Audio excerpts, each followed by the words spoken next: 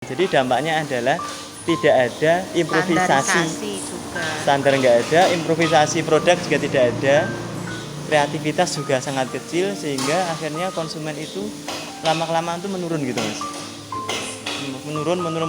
Nah habis lah itu, habis sekitar tahun 2018 ya.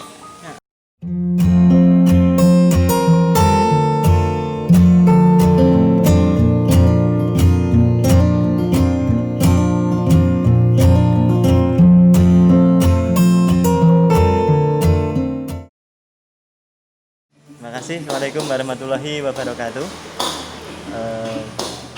Nama saya Sumanto, istri saya Titi Nur Istiqomah atau lebih gampang disebut Mbak Fitri gitu ya. Jadi alhamdulillah ya, di sini memang saat ini saya sedang jalan untuk merintis usaha gitu ya mas ya, merintis usaha. Dan usaha kami ini kita beri nama Friendzone.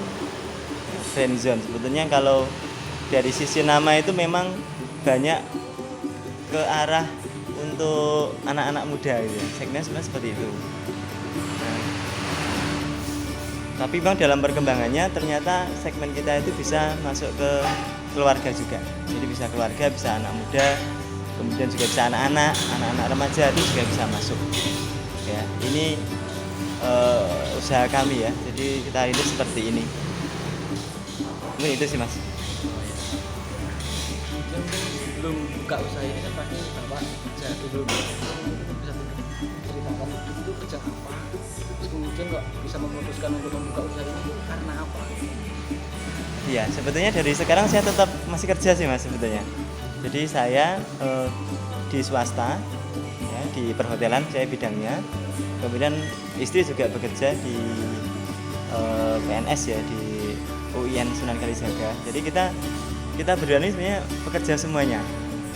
Nah, ide kita untuk mendirikan ini sebetulnya itu berawal dari karena kita punya lokasi yang dekat dengan jalan raya.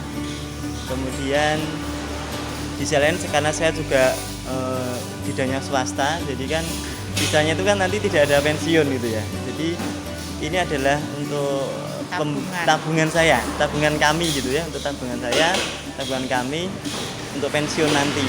Jadi nanti pensiun saya sudah punya usaha, jadi nggak bingung lagi mau usaha apa gitu kalau mendekati. Nah saat ini saya sudah bisa mulai belajar untuk mendirikan usaha itu. Jadi sampai sekarang pun kita masih aktif semuanya ini, masih aktif bekerja semuanya. Jadi kita istilahnya ya semangat bekerja terus itu, double itu ya. Pekerjaan jalan, kemudian juga belajar untuk berwirausaha juga jalan. Gitu. Ini kan Friendzone yang sekarang itu kan sudah lebih dikenal banyak orang. Kalau dulu kan masih belum. Mungkin bisa diceritakan dari awal berdirinya itu apakah langsung sendiri kan mungkin kan? Iya. Ceritakan dari awalnya itu. Iya. Mungkin awalnya kita itu dari tahun berapa, Bu? 2014 apa ya? 2014. Awalnya bukan ini. Dengan brand yang berbeda. Dulu saya itu namanya Kemusuk Sambal Mania namanya. Kemusuk Sambal Mania itu Kayak apa ya? Penyetan aja. Iya, jadi menunya juga sederhana. Jadi hanya menunya itu ayam penyet terus lele, sederhana gitu ya.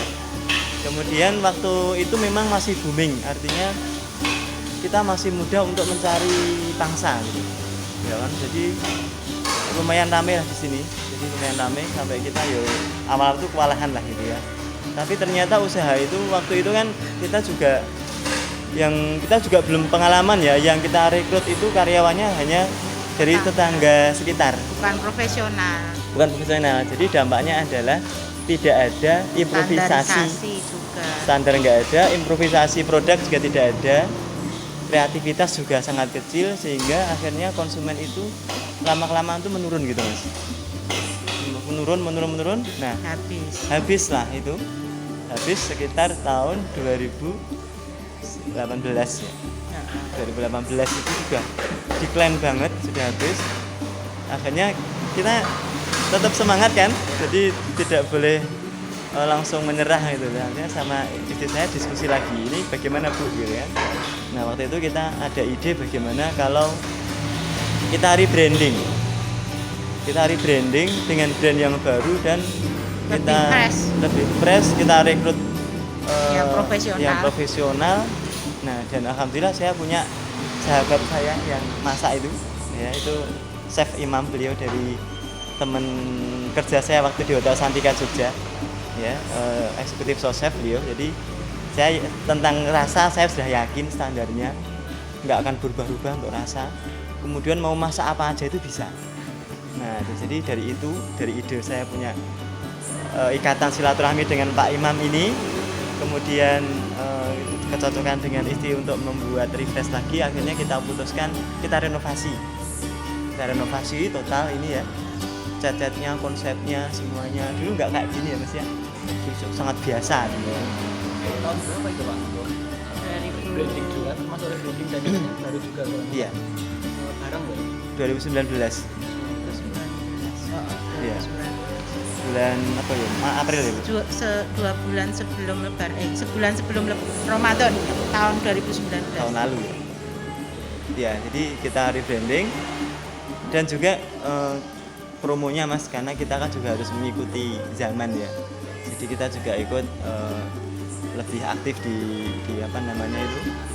Sosmed. Di sosial media ya. Kemudian banner-banner depan juga saya update gitu kan. Nah, itu.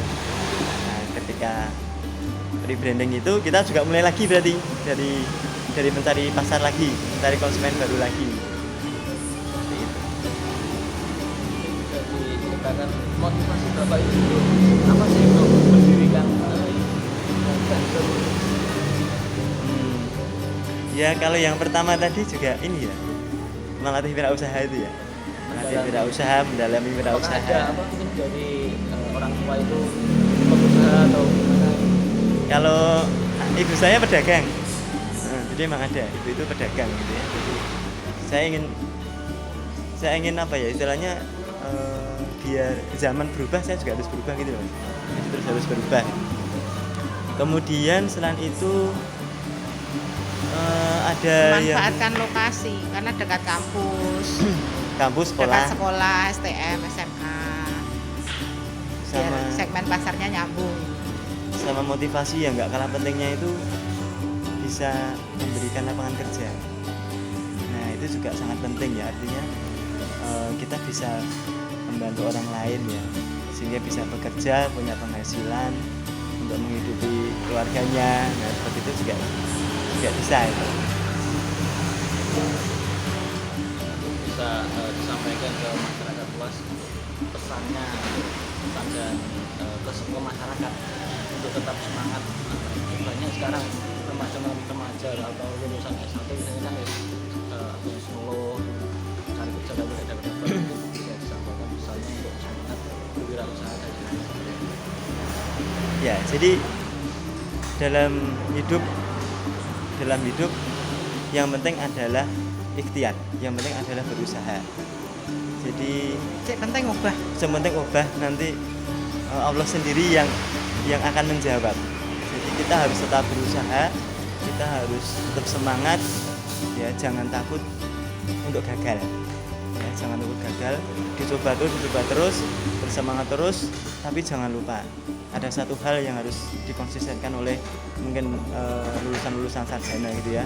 Selain Anda berusaha, selain Anda mencari pengetahuan yang banyak, jangan lupa rajin beribadahnya ya, terutama kalau memang hubungannya dengan rezeki, rajinlah sholat duha, istiqomahlah sholat duha, itu sangat penting ya, karena biasanya itu kalau udah siang hari sibuk itu wah sudahlah gitu ya, padahal kalau baru lulus juga belum sibuk kan gitu ya. Nah itu perbanyak ibadah, jangan lupa ya, cari teman sebanyak-banyaknya, itu sangat penting sekali. Jadi kita tidak bisa sendirian, cari teman sebanyak-banyaknya, cari teman yang itu bisa, insya Allah salah satunya nanti bisa mendatangkan isi kita gitu, atau bisa membantu kita, atau bisa bersinergi dengan kita, seperti itu.